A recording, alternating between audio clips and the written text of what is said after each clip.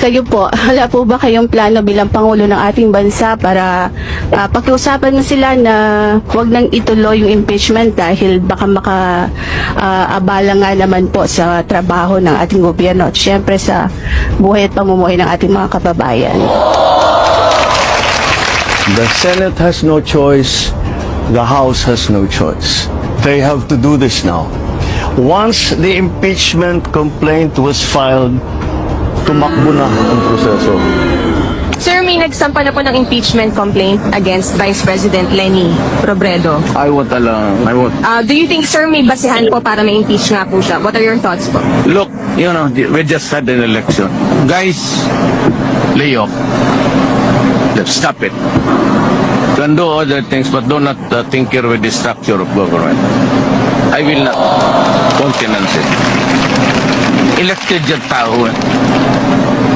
So, why do you have to sit just because it keeps on harping on me? Yeah, this is democracy. It's freedom of speech. Wala naman, there are no overt acts committed. Kakatapos lang ng eleksyon, huwag mo sirain bayan.